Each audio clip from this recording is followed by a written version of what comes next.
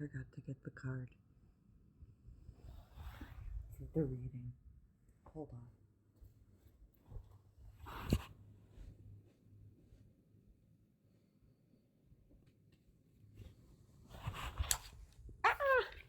Everything's falling over. The world is ending.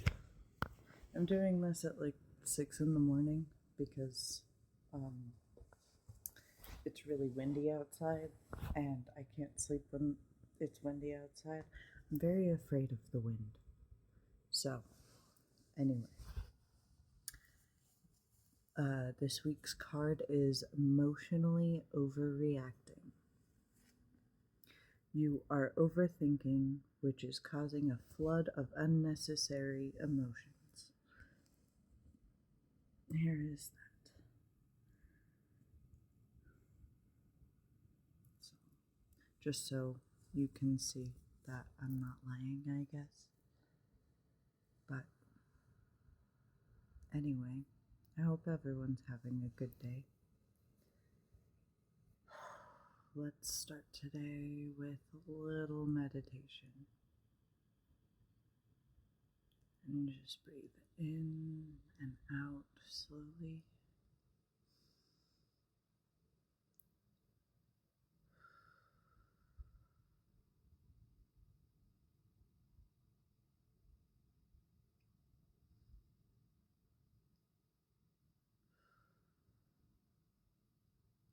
And I will say one of my spells that I wrote for more the waning moon, I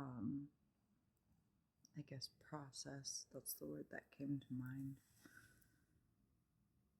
But the waning moon, from what I understand, is, and as the moon is waning, it's more for banishing. That is what I've been told through different, a lot of different avenues. And so, I wrote a spell a while ago. It's kind of a mantra more than a spell, I guess, but it's specifically for this time. So it goes a little something like this. I release. I release the bonds that were meant to break me. I release the burdens meant to keep me back from my path. I release all of my excess energy into the universe to be changed and used as it must be. And I try to say that a few times a day. And it seems, when I first wrote it and thought it up, I guess, I had a lot to release. And I still have a lot to release. But since I've been doing that, the first time I felt like shackles, like those big old-fashioned shackles were coming off of my arms, my, what are these called? Wrists. I almost said arm ankles. But, I felt them coming off my wrists, my, like, chest, my, just, like, abdomen, my legs, my actual ankles, my neck. I felt just all of the shackles just like coming off, and there are more shackles on like more of the spiritual and inward parts of myself that I'm still working on, but I'm working on it, which is the important part. Is I'm actually consistently and constantly working on it. And yes, I'm holding the microphone because I felt like it. I don't know how loud the wind is for everyone else. So, but I won't hold it forever because I'm still going to read the book, which is right next to me still. Anyway, also, I really wanted to thank everyone who does watch my videos because I enjoy making them a lot more than I thought I would. I mean, I was excited to start a YouTube channel, but I didn't know how much I would enjoy it until I started it. And I just enjoy talking sometimes, finding my voice because I wasn't allowed to have a voice or boundaries or anything growing up. So finding my voice, being able to make videos where I'm just in my PJs, which is at least most of them. I decided I wanted to do it like that because I didn't want any like expectations more than what I was presenting. But anyway, I will start reading. And I'll put that right there because I can.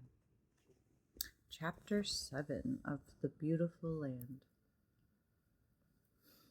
You look awesome, Sam. Seriously awesome. But you're like Tokyo skinny now, and that ain't good. You should eat a burger sometime. Oh, wait, shit, we gotta eat. Hold on a sec.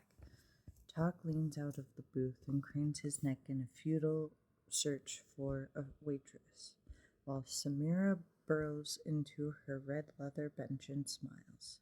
She'd been smiling ever since she emerged from the airport and saw her old friend with a flower in one hand and a small metal briefcase in the other. He'd given the flower to her because I missed you, he'd said, and promised to explain the briefcase soon. I'll tell you everything, he'd said, as they hopped into a pickup and screamed off into the orange Nebraska dusk. Everything. Just let me get somewhere calm, because it's gonna take a while. We gotta leave major cities, so I'm thinking we find some dinner on a rural highway and get ready. Oh, how was the flight? You do okay? She'd nodded at this, which was as much of a lie as she could manage. Samira had actually spent the first 2 hours of the flight scrubbing the mirror of the lavatory with a paper towel and hand soap before the regular drone of the jet engines lulled her into a sleep. She drifted off in a standing position, face pressed against the gleaming mirror. So like this. Maybe here, but I don't want to mess up my glasses. And dreamed that a cow with no skin was following her down the hallway of her apartment building. That's not freaky at all. Each time she took a step, the cow would scream in pain as a piece of it fell off.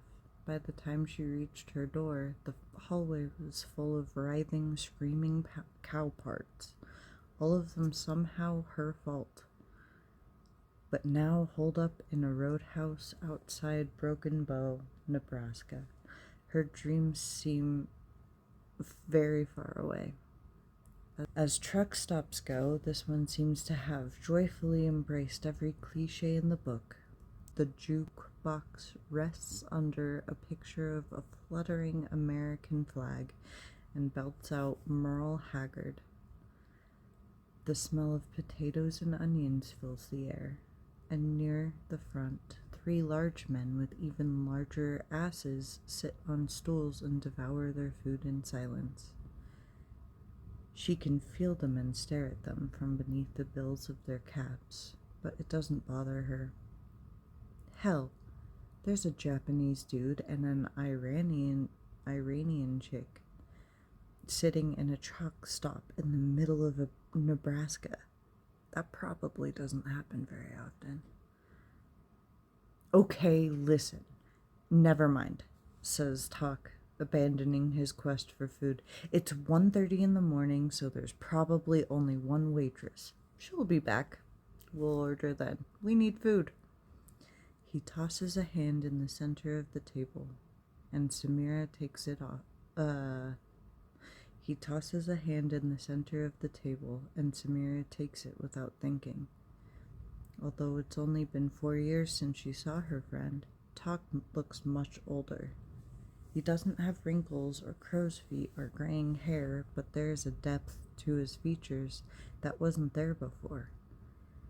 She searches his face for other clues to his recent past and finds indications everywhere of a hard, dangerous life. There's a chunk missing from the top of his left ear, as if an angry squirrel decided to take a bite. His fingers, which had once been long and delicate, are covered with calluses and scars, but mostly it's the heaviness that she sees. The weight of a million deeds haunting him from somewhere behind his eyes. If she didn't know better, she'd swear she was looking at a soldier freshly returned from war. Nice dress, he says after a minute. I missed that dress. Thanks, she whispered, turning her gaze to the faded yellow sundress clinging to her thin frame. I figured, I guess I wanted to wear something pretty. Hey, what happened? He asks suddenly, pointing at her bandaged left hand. Is that a war wound or something? It's nothing. I was cleaning something and yeah, don't worry about it. Tuck seems ready to say more, but instead pulls his hand away and snatches the briefcase from its hiding spot under the table, setting it on the bench next to him. He rubs the top for a few seconds, lost in thought. Then he turns back to Samira, opens his mouth, stops, thinks for a few seconds more, and begins to laugh. What? Says Samira. Nothing, he says. It's just, this is all so fucking surreal. I don't even know how to tell you. I don't know where to start. I'm afraid you won't believe me. I'll believe you. I don't know. Well, I'll try. How's that? He nods and pulls on the neck of his t-shirt, a blue number with the words, I heart otaku, scrawled across the front. If you don't know what if you don't know what an otaku is, you should look it up. All right. I know I told you some crazy shit like you're gonna die in 22 hours, but I can't explain that yet, or it won't make sense. I have to start at the beginning. Cool? Cool. Good. Okay. So 4 years ago, I tried to hang myself. Samira knows this, but hearing it spoken aloud makes it somehow more real. When she'd received word of Talk's death, she'd been getting ready to deploy on a second tour of duty in Iraq. There had been no time to attend the funeral, no time even to grieve. 72 hours after learning of her friend's supposed demise, she was interviewing witnesses of Baghdad car bombing while men with assault rifles held an angry mob at bay. Talk's death had become a sad and secret pain that she carried around like a broken wristwatch. And finally, faced with it again, she is surprised to find that her first reaction is one of anger. Damn you, Talk, she thinks suddenly. Damn you. You were the last good thing in my life, and once you were gone, nothing mattered anymore. Anyway, look, he continues. I can tell you're pissed, and I'm sorry, but what matters is that I didn't go through with it. Before I could kick out the chair, I got a phone call from a company called the Axon Corporation. Turns out they wanted to offer me a job, and so I figured, hey, what the hell, right? Beats stretching my neck from the chandelier. That's not funny, says Samira. Sorry. Anyway, after I agreed, they flew me down to Australia and drove me into the outback. Like, way into the outback. Hundreds of miles until we reached this big white building. And then took me underground and showed me their invention. Which is what? It's called the machine. Hello, Bert Kreischer. Anyway, that's a boring name, says Samira. Yeah, well, the guy who built it isn't what you'd call a creative type. Anyway, this guy, Yates, he invited. He invented the machine, but he couldn't figure out how to make it work, so that's why they called me. You? Asks Samira, who's getting slightly annoyed at how long talk is taking to build up on his obvious dramatic finish. Yeah, me. Why you? You don't know about science. Excuse me. They didn't need a scientist, Sam. They needed an explorer. And why is that? Because it's a time machine. Samira stares at Talk for a long time, then decides to look out the window. A few flakes of snow drift through the light of sodium arc lamps before settling on the asphalt of Highway 2. Talk sits still and listen. Talk sits still and silent, both rarities for him, and waits for his friend to turn back. When she finally does, the look on her face is one of bemused confusion. You're high, she says, or you're crazy, but I'm going to guess that you're high. I'm serious. Come on, where have you really been? I'm serious, he repeats. There is a strange expression on his face, as if he both expected her reaction and is somehow disappointed by it. Sam, I am dead serious. It's a goddamn time machine. There's no such thing as a time machine. Yes, there is. I've seen it. I've used it. I've gone in the thing hundreds of times. It's real. It works. I promise. I don't know how to believe you right now, says Samira quietly. I'm sorry, but I don't. Talk shifts in his seat and runs his fingers back and forth through his hair, then checks his watch. Okay, well, I know it sounds like I'm on crack, but in about 6 hours you're gonna have to believe me. Why? Because, listen, I'm getting ahead of myself. Can I go back? You need to hear all of this. You don't have to believe it right now, but you need to listen, all right? She nods. Talk starts to speak, then notices a waitress appear from somewhere in the back. Waving his hands wildly, he begins to yell at her from across the restaurant. Pancakes! Hey, wait! We need He glances down at his hand, counts his fingers, then puts his tongue between his teeth and closes his eyes. 9! We'd need 9 orders of pancakes and 3 pitchers of water. The waitress raises her eyebrows. The 3 men on stools stop eating with their forks suspended in mid-air. Talk grins. Eventually, the waitress decides he's serious and wanders back into the kitchen. As the truckers return to their food and commence muttering, Talk spins around and finds Samira staring at him. Hungry? She asks. It's for both of us, he says. We need starches and simple sugars and lots of water. Pancakes and syrup is the best. The best for what?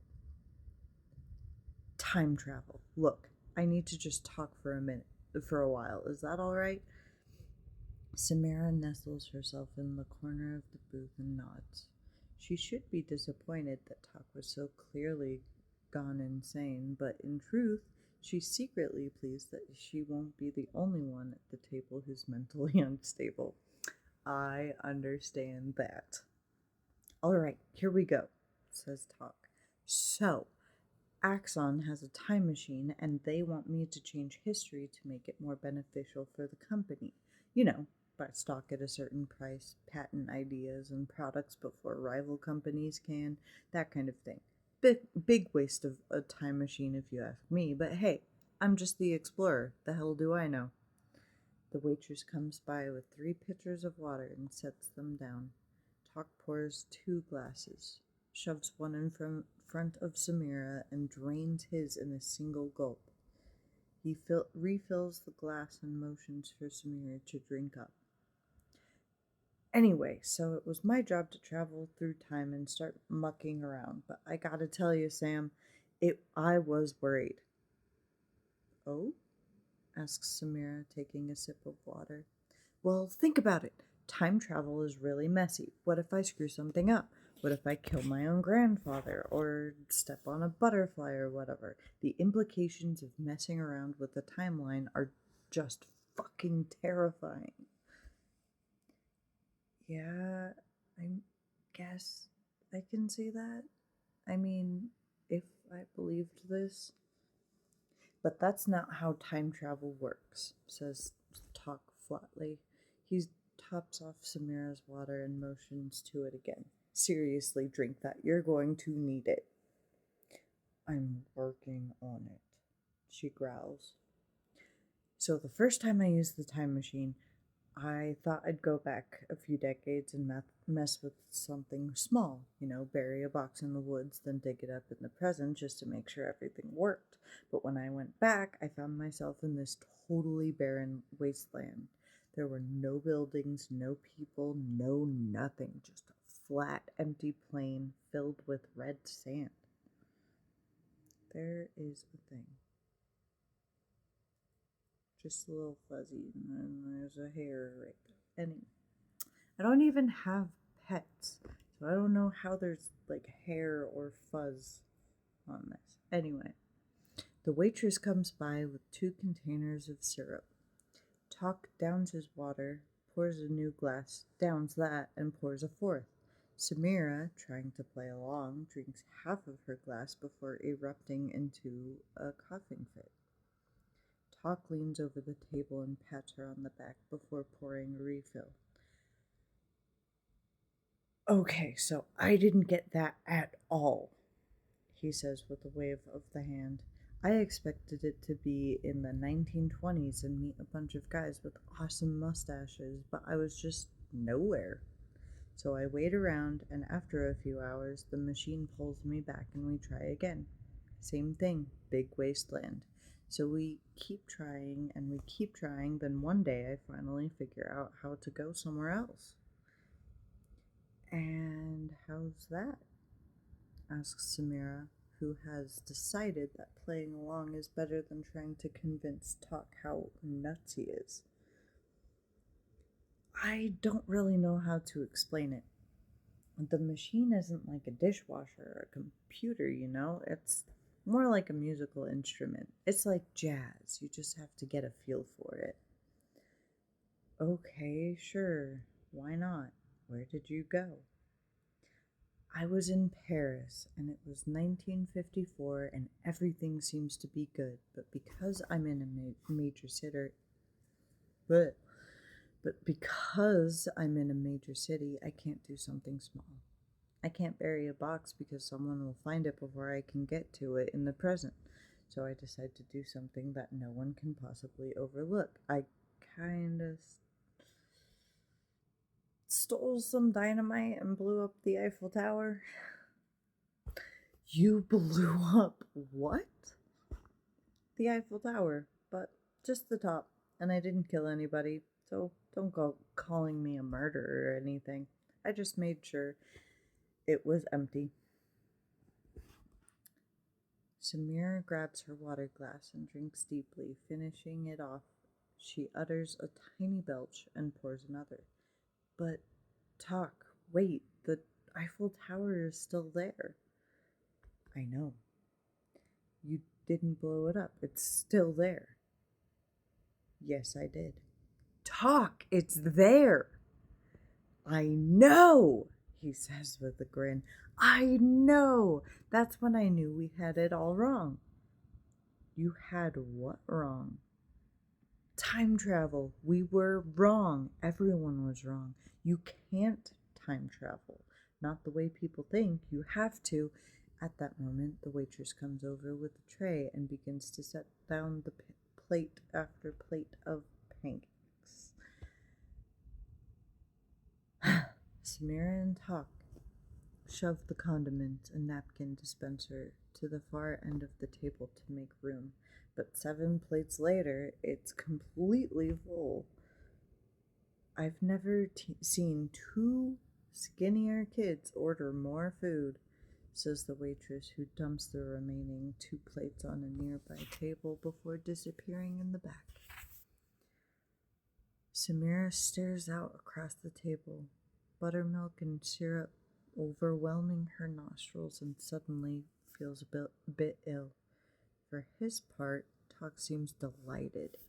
He slides 2 plates over to himself, slathers them in syrup, and begins to fork huge pieces of pancake into his mouth. Eat, he says, spraying his bits of breakfast across the table. Seriously, Sam. You need to eat as much as you can, or the trip's gonna be really gnarly. She pours a thin stream of syrup over a short stack, cuts off a hunk, and chews slowly. I'm not really hungry, she says after a minute of chomping. Her eyes are focused on the plate at the far end of the table, where a sideways pat of butter is melting into a sticky yellow film on the table. The dirtiness of it is making her hand itch, but she resists the urge to clean it off. Yeah, well, get after it or you're gonna be sick later, he says. So, what was I saying?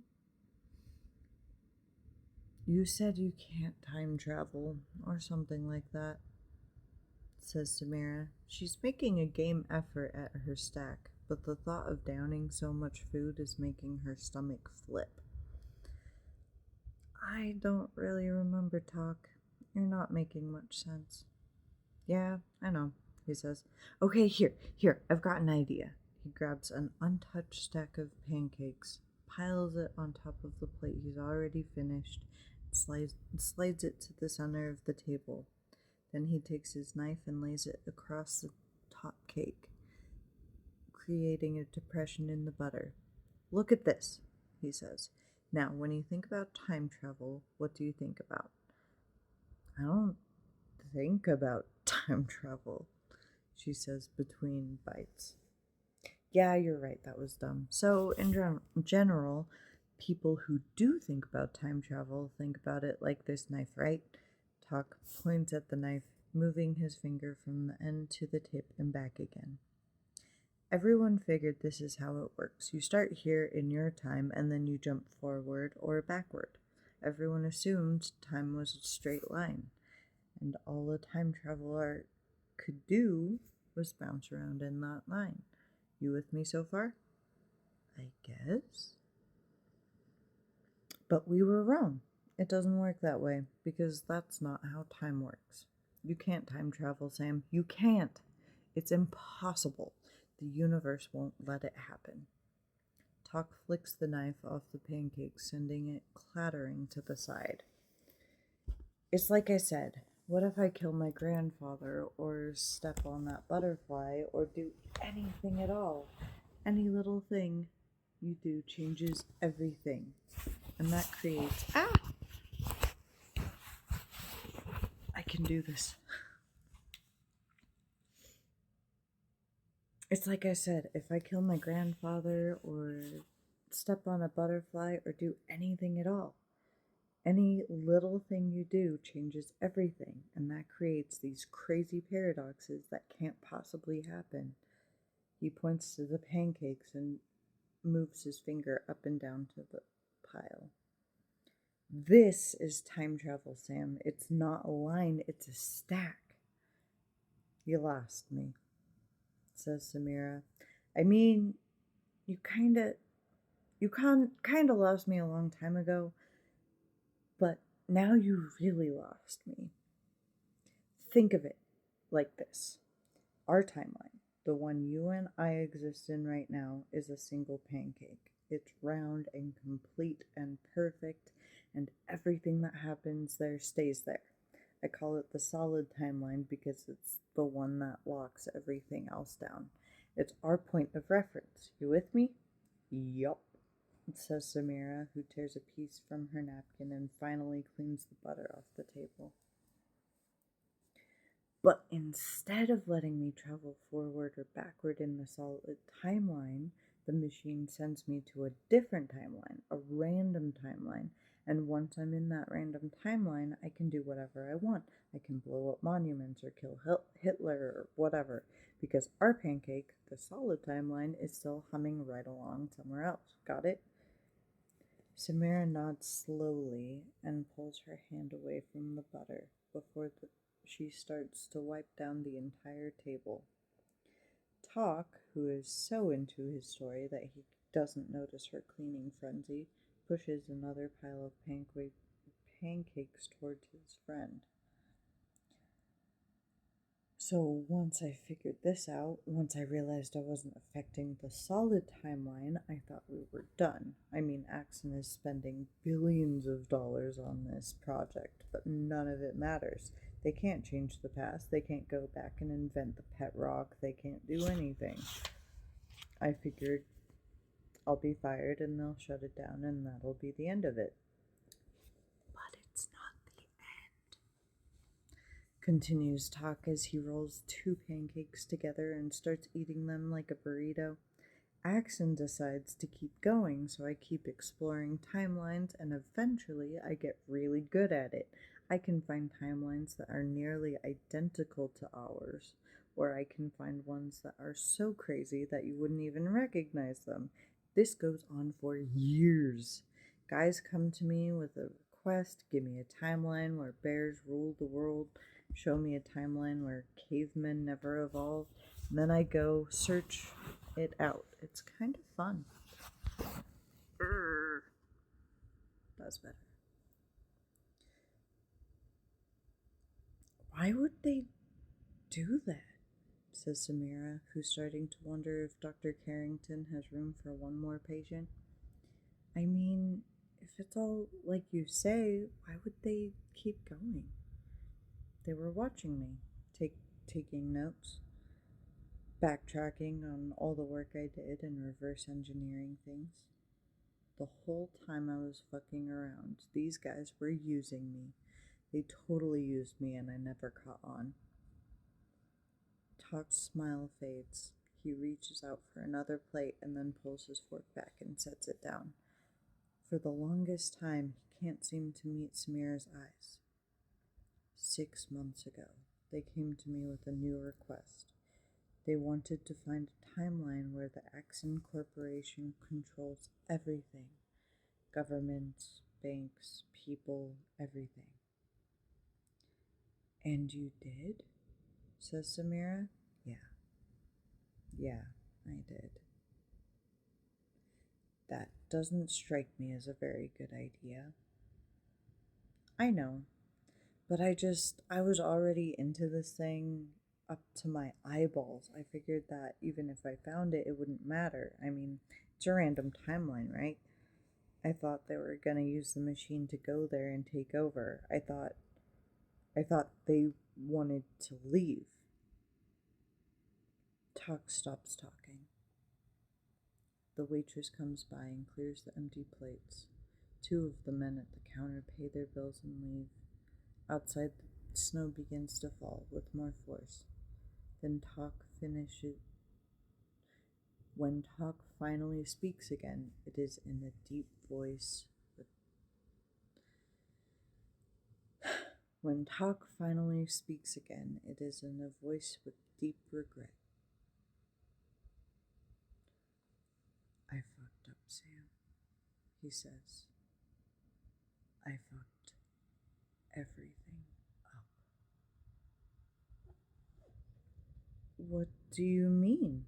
She asks as a shiver runs down her spine. How? They're not leaving the solid timeline. They're bringing the other one here. And that's the end of that chapter. It's finally getting spicy. Anyway, thank you everyone for listening. Yeah, I'm gonna end that here. Seems like a good time to end it. I keep messing with this and forgetting whether or not it's connected in a certain way, and it is. And I need to not mess with it. But anyway, I love you. I hope you have a good day. Goodbye.